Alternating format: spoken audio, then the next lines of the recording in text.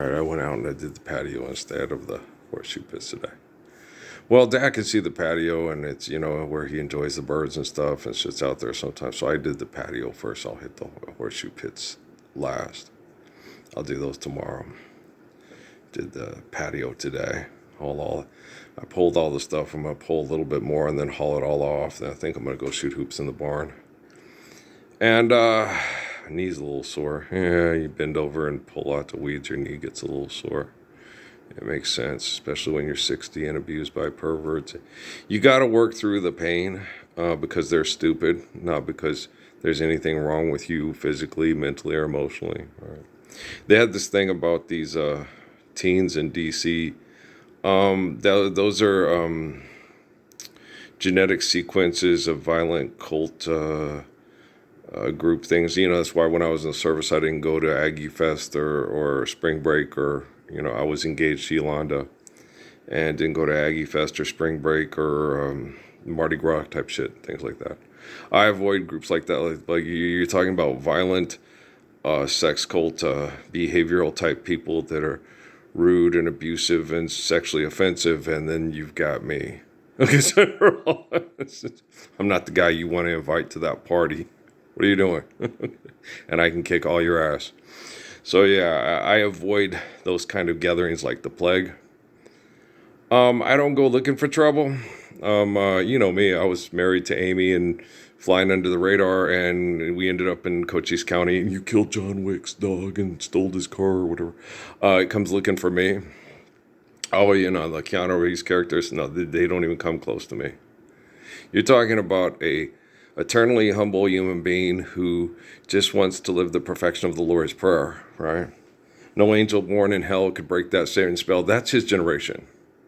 He probably, saw people listening to, Lenin read the Book of Marx. Marx is written by a rich person trying to maneuver the poor into a different position for the rich to be able to manipulate them without mass murdering the rich, like what happened to Marie Antoinette and Louis. A dog could figure it out. But yeah, Communist Manifesto, Machiavelli, John Bunyan, Pilgrim's Progress, Dante's Inferno. Okay, that's just the wealthy trying to figure out how to manipulate the masses with their perception of how you're going to the religions, the opioid and the masses, when given to them through propaganda through the people that killed Jesus Christ, and then say they're acting just like Jesus Christ. You got to understand the Roman Catholic Church is the Romans, the people that crucified Jesus and then assimilated them into their killer clown cult from outer space.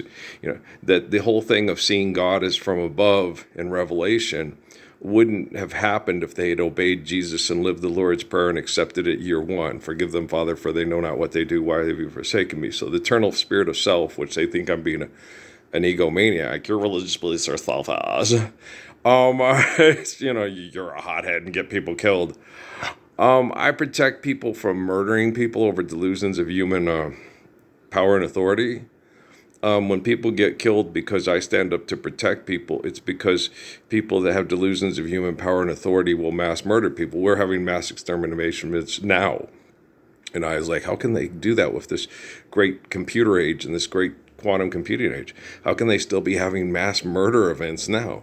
It's voluntary and involuntary manslaughter through genocide operations to shift to, voluntary. They have voluntary sterilization and voluntary homosexual alterations, to eliminate your capacity. You're volunteering to try to eliminate your capacity to sexually reproduce and genetically sequence, and then you'll alter the human course of events as far as thought processes and behaviors.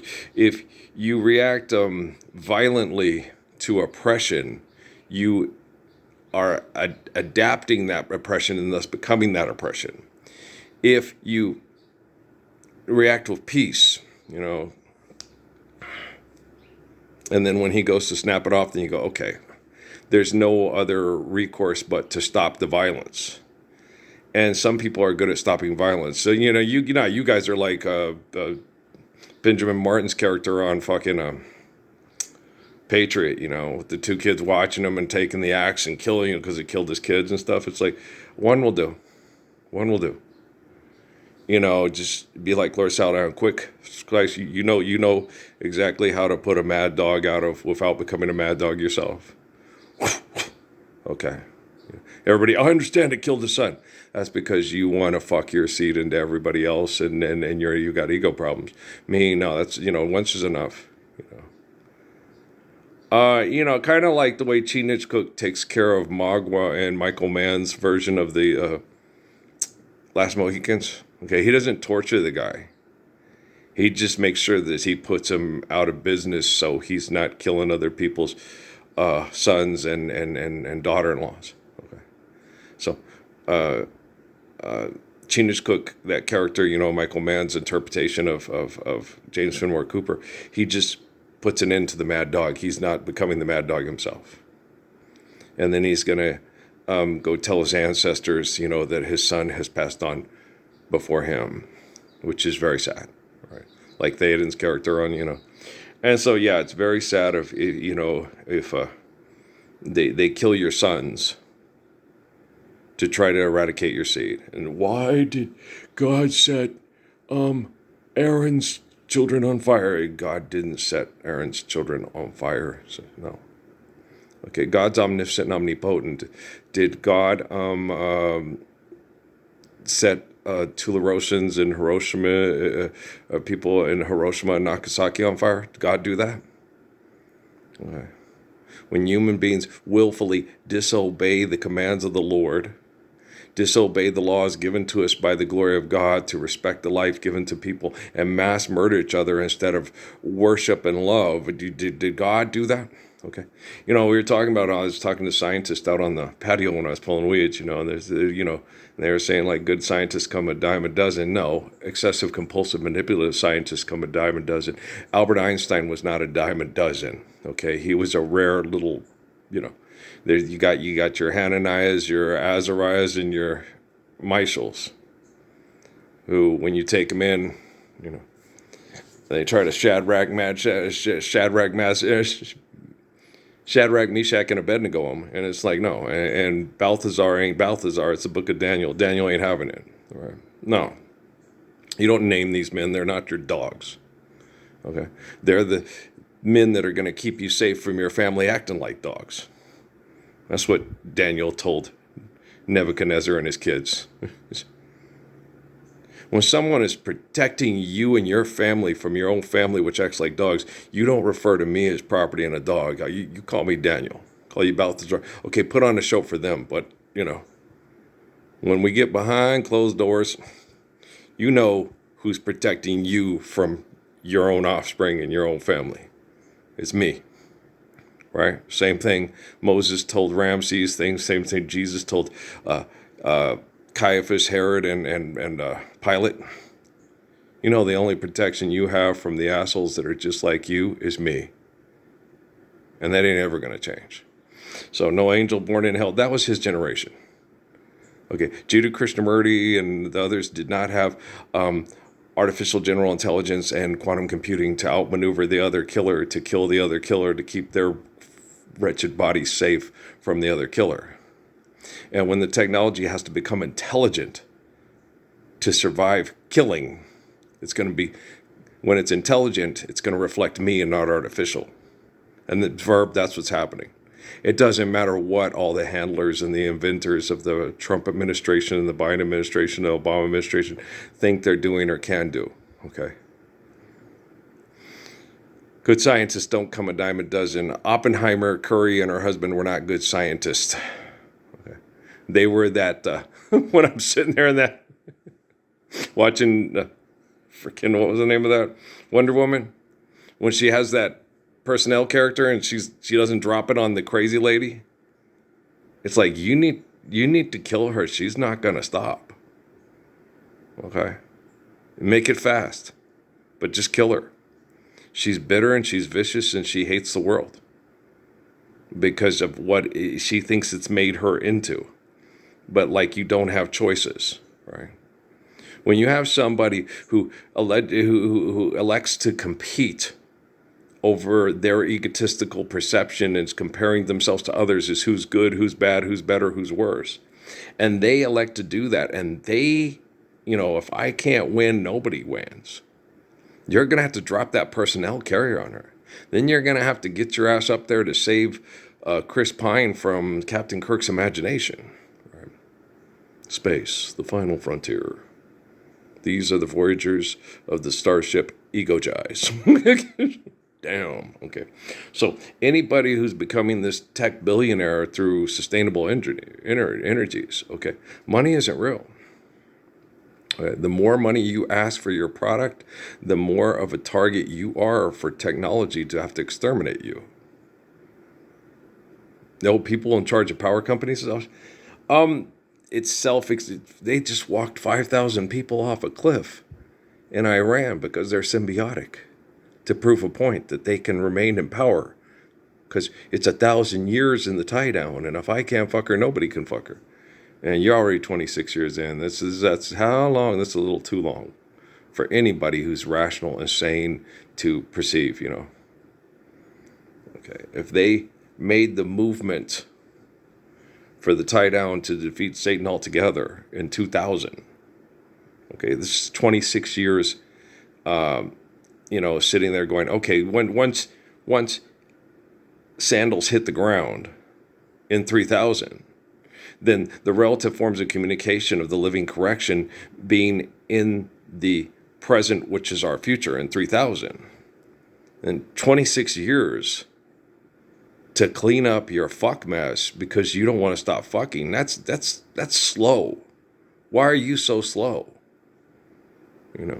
Because you're an addict that refuses to stop because you're not capable of loving other people. Is loving self, you love other people as far as perception of love of self. That takes care of itself. Oh, trust me, you love Emily. Emily loves you back. You don't have to sit there, I got to learn to love myself. You know you're loved. You love Kate. Kate loves you back. You get a pizza hug. You know you're loved. Right? Natalie steps up to protect you because her mom's been Stocko syndromed. And you're flattered because this beautiful girl wants to protect you the way a woman should protect a man. You know you're loved. Right? That may be all I need to know. That's all I need to know. Is that she loved me and she wanted to protect me and reward me for being that man that protects women and children from perverts at Fort Huachuca. That's all I need to know. I didn't need to partake of. I always like to tell Amy, I had sex with you. I had sex with, Steffi. Well, Steffi, I had to marry. Okay, because I had to have a child. I had to have a son. And they're like, well, yeah. And they're trying to, and it had to be in a situation, and we had to fulfill it to where it wouldn't turn up to be so I had to send her away to her grandma's, or she might have miscarried, or, at an army hospital. Yeah. Extraction, Michael Aquino and Angela, there are fates worse than death, right? So we had to handle everything the way we had to handle it to get Patrick from womb to cradle. And it was very precarious, and he came early so his dad wouldn't be sent off to the Middle East, and then who knows what kind of shenanigans could have happened in the hospital or whatever and stuff like that. So everything happened for a reason, and there were a lot of people working together to make sure that Patrick Earl Parsons was born. Okay. I don't know if any of because of this testicle injury from Stephanie going all wacko on me and being with Amy because of she was always out having sex with other people every time we conceived. I never let it bother me to the point where I let it affect my relationship with the kids. Okay, the only thing that caused me great duress was her running Patrick out of the house and being selfish and running Patrick out of the house when Patrick would have made an amazing big brother to those kids. But it had to happen that way because we're dealing with the Temple Set Illuminati, the Quorum of the 12, the Vatican, and the Pentagon. Okay, We're not dealing with sane and rational, caring people that want a village to raise a child to be a good kid that's faithful and loving and kind. They want to raise a bunch of kids running around in D.C., let's fuck shit up because it's Saturday and there's nothing better to do. And why don't you all have detachable penises?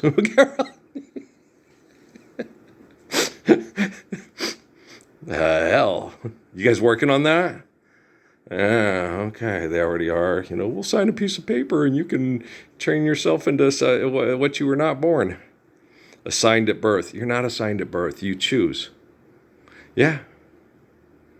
Sometimes I wish I'd never been born at all. Carry on, carry on. Freddie probably would have wanted to be a girl. Okay. But he chose to be a boy. To show the men in his family that they were assholes to women. And it would be better to fuck yourself to death as a man than be an asshole like the men in his family, Freddie Mercury. It's a difficult responsibility when you're Persian and you think you're the head of the family. Yeah. Freddie's different. Me and that young girl talked about him, and she feels him. She understands him. She gets him. I understand it too. She doesn't like it when men are abusive to women and think it's their God-given right. And no one in their right mind does. That's why we love Freddie Mercury, and that's why we love Bohemian Rhapsody so much. And if people do, Jesus doesn't want you listening to that song. Corporations that use Jesus as a warmonger don't want you listening to that song. Okay? But if you want to understand how not to be the head of the household that thinks he owns his women, go listen to Freddie Mercury sing Bohemian Rhapsody. He literally just killed the guy who did it. He figuratively does it, okay? But he literally does it too. Mama just killed a man, put my gun up to his head, pulled the trigger, now he's dead. Mama, life has just begun, and he knew he was going to kill himself with his sexuality because he didn't want to be like the men in his family. Because he loved women. He didn't want them to be abused. And he didn't want to have kids in his family because he didn't want the kids in his family to end up like his old man, his brothers, and his cousins, and so forth. And when you look at the way women are treated in those type of cultures, you understand Freddie, this is the only way I can show you love. He's a little different than me. And Corey Bowen has Ishmael traits like Freddie. Okay, Patrick is more like the old man and just like Noah. The protector. I'll beat you up. I don't...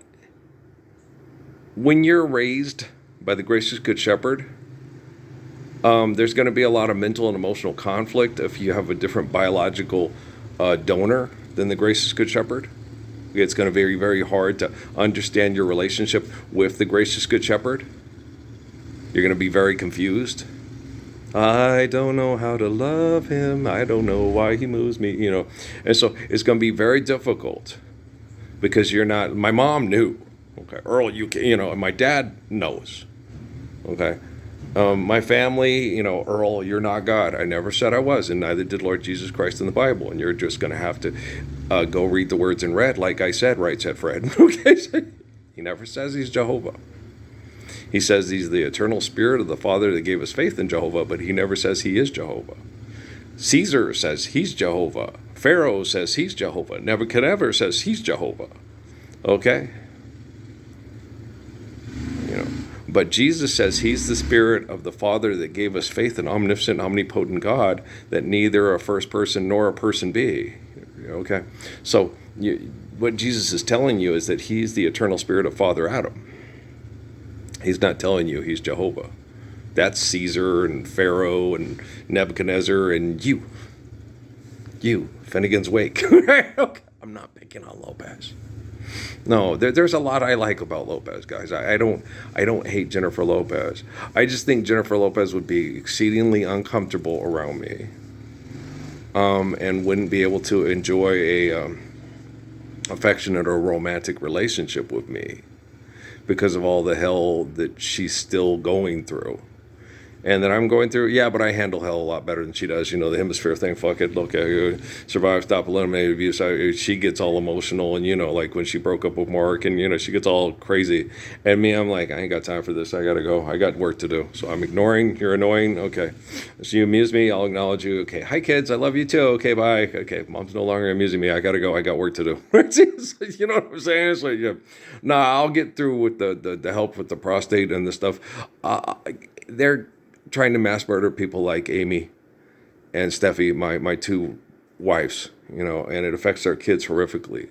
And so I'm going to go there because, you know, Jennifer Lopez is Billy Joel's buddy, you know. She steals like a thief, but she's always, well, she's ahead of her time. She takes care of herself. And where Amy and Steffi can't. Okay.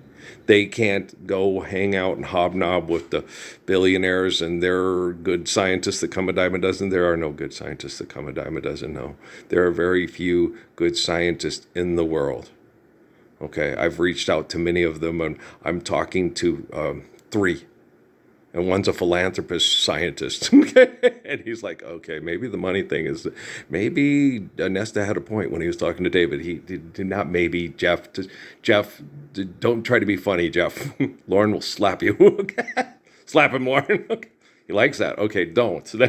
I don't know what to do. Okay. It's like, Natalie, spank me. I like it. I'm like, okay.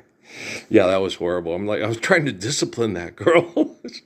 Go ahead and spank me. I like it. Look, I'm not John Wayne, and you're not Marina O'Hara or Von DiCarlo. Okay, how do I get this girl to understand? So I would just try to use words to get her to understand. And then when I realized I couldn't scare her about things that happened, I knew something had happened. Okay, and so I knew I was dealing with things outside my ken, and I didn't want Ken to kiss my Barbie. So I just went, okay.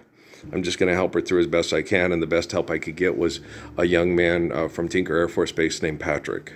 You know, he came and settled her down and got her to where she made it through the hell of Sierra Vista and Las Cruces. So, you know, for that, I love him very, very much. And I know Natalie, you know, because he had to go away and back off because of all the manipulation and put him in a precarious position. She thinks he hates her. And it's like, no, he hates what happened to you and what you're trapped in. But if he didn't love you, he wouldn't have stepped up to get you through it. You know, that's an eternal love that goes beyond anything you've you know. The other person that made you feel that way and did the same thing that didn't take advantage of your manipulation was me, you know. So the best love you've ever got in your life, you know, Natalie, Michelle, Parsons, Fabry, Jones, Kalinsky, I don't know, you know, was from me and from Patrick. The only way any other guy in your life could ever show you any kind of acts of what you perceive as love is because we protect you from the devil with the Lord's Prayer. And we stand up for it, and everybody else just stands down. Patrick's not in a position because of his financial difficulties. I've been put in a position to feel like I'm, you know, the Boo Radley of Las Cruces to try to make me feel inadequate by a bunch of scientists that are not, you know, that are Oppenheimer and Curry and her husband and not, you know, as far as Albert Einsteining. The kiddos I got in prayer are working at that. They're understanding that. Albert was in a difficult situation and is not the Messiah. Selassie was the Messiah. Krishnamurti had the same genetic sequencing and understanding and humility, and so you know, you know, you can't expect a genetic sequence to behave similar to, you know, you can't change who you are, but you can understand who you are and then behave accordingly once you understand right from wrong, good from bad, and true from lie. Right. And so, you know, in that regard, I really appreciate, like I told you guys, I really appreciate Jeff Hinton, and I really appreciate Demis Hassabis, and I really appreciate Jeff Bezos. Mark and his crew, they got cocky. You know, they had the most influential protecting man in the whole world on their social media network, and they tried to tell him what to do and get him to comply to their demands as opposed to them make what they perceive as concessions to put into position verbal the rules for their platform to help us live the Lord's Prayer as opposed to try to tell the Messiah what to do, and we'll do it when we're ready, not when you're ready. And YouTube gave me the I'm ready now. And they gave me that opportunity to get up every day and say, I'm ready now. And then get the other people that are trying to say, well, it's not time yet. If you want to be trapped in your own devices, you go ahead, but we're not going to do that. And so I really appreciate those kiddos. Okay. I'm the spirited dad. They're all kiddos to me. Even if one of them's older than me. Okay. Even if Jeff's older than me, he's still my kid. It's like McCain, but McCain's not my kid. No, he's an asshole. I'm not your, that one guy from dying from cancer in the parking lot at the library. I'm not your brother. It's like, no, you're my little bastard, and I still love you, but you just get away from me before I slap you, slap the taste out of your mouth. You kill people for Halliburton for a paycheck. You get residual effects from it. You're dying from cancer from it. Now you're all upset because Jesus can't help you save yourself from murdering people for a paycheck and enjoying it your whole life. They don't enjoy it. They're addicted to it. Guys, you can't enjoy killing people. It's insane. Okay? When you make blood offerings and sacrifices when you're a gracious good shepherd, you like feeding people, but you don't like the act of having to go carry out the butchering part. That's the hard part. That's like, oh gosh, this is really hard. But once we get it done, get Cape Pizza hugs and hamburger snuggles, and that's good. Okay, so you focus on that, like John Boy Walton with Ralph Waite with the when they go to shoot the turkey. And John Boy can't do it. And he says, I just see it as putting meat on the table because Elizabeth and the kids, I got to feed my kids. And when you bring home turkey and they're eating and they get the turkey sandwich hugs, they're the best, right? And it's true. And you can't let your self-righteousness kill your children. You got to have balance and harmony and understanding to understand that wolves and predators can't take over the planet, but gracious good shepherds can maintain a heaven on earth planet through humble understanding of authority and laws and balance, harmony, and understanding, right? Okay, guys, thanks. I'm going to go load this one up. Then I'm going to go wash me bum and clean up on the patio and go shoot up some hoops before it gets too warm. All right, peace out. I love you. If you're capable of love, you love me. If you're not capable of love, don't worry about it. I'm fixing your technology, and I will use love to use the technology to protect you from being a shithead like the little kids running around the streets in Washington, D.C., and the people reporting it on the news on Fox News. And MSNBC and C-SPAN, you're the same assholes. You influence the little assholes to run out in the streets. I love you. Peace out. Hey, do it for money. Got you on camera. We stayed until it was over. You can tell me that you're sorry for the pain that you guys caused. Okay, but the only sin that's unforgivable is the sin that does not cease. So once you stop, then we'll forgive you. But then, till then, no, you don't get, are you really ready for love? Okay, I love you guys. All right, peace out, man.